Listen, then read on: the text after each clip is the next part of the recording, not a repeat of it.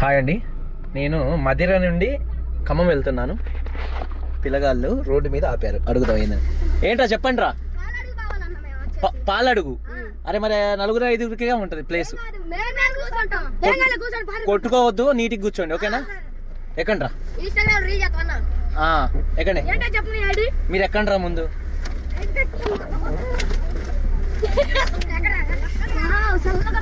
చల్లగా ఉందారా?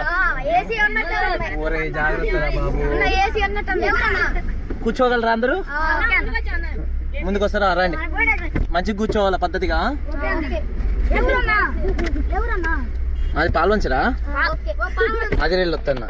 ఈతకెళ్ళి వస్తారా? మీ మొహాలు చూస్తే ఈత మొహాలు లేకున్నాయి. మీ మమ్మీ డాడీకి చెప్దామని. అయితే వీళ్ళు ఈతలకి వెళ్ళి వస్తారంట పిల్లగాళ్ళు. ఫేసులు చూడు ఎట్లున్నాయో. మేము కూడా అలాగంటారా. నేను కూడా చిన్నప్పుడు ఈతకి వెళ్ళి వచ్చేవాడిని, స్కూల్ ఎగ్గొట్టి. ఈ పిల్లల్ని చూస్తే నాకు కూడా గుర్తొస్తాను అలా. అయితే ఎందుకు ఆపా అంటే, చాలా మంది ఇట్లా కార్లు కానీ బైక్స్ కానీ ఆపరు. వాస్తవంగా నేను ఎందుకు ఆపానంటే, నాకు ఒక గుర్తు అనమాట.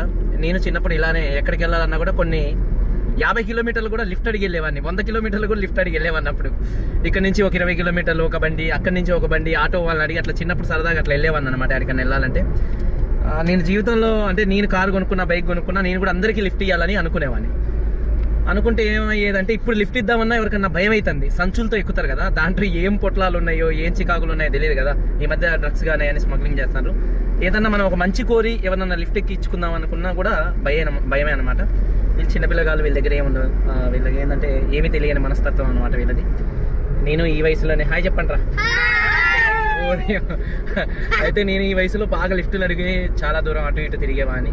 మా అమ్మోళ్ళు ఊరికి అంటా ఉండేవారు, అరే అట్లా ఎత్తుకొని పోతారా నిన్ను, ఎందుకురా నువ్వు ఎవరు పడితే వాళ్ళ బండి ఎక్కేది. నాకు లిఫ్ట్ అడగడం అంటే పిచ్చి అనమాట. అన్ని బండ్లు ఎక్కాలని కోరిక. ఆ రోజుల్లో మాకు బండి లేకపోతే ఇంట్లో నేను ఏ బండి కావాలో ఆ బండి లిఫ్ట్ అడిగి ఎక్కి వెళ్ళేవాడిని అనమాట. ఏరా చల్లగా ఉందారా కార్లు? ఎక్కడరా? ఇక్కడే నారా? మరి ఇక్కడే ఆపమంటారా? ఎంతమంది ఎక్కారా కార్లు? 100 మందిని ఎక్కితే నా మీద కేసు ఎదురా బాబు.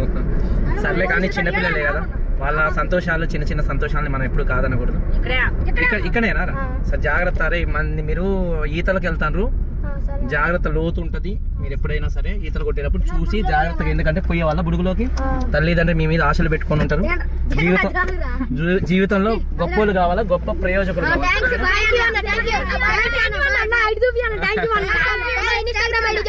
పీవీసీ మున్నా అని ఉంటుందిరా, పీవీసీ మున్నా.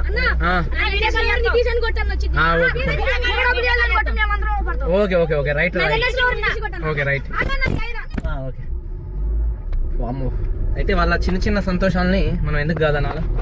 అందుకనే కూడా నేను ఎక్కించుకున్నాను. ఎందుకంటే నా చిన్నతనంలో నేను కూడా ఒక లిఫ్ట్ అడిగి అటు ఇటు వెళ్ళిన వాడిని కాబట్టి. ఇదండి ఈనాటి వీడియో.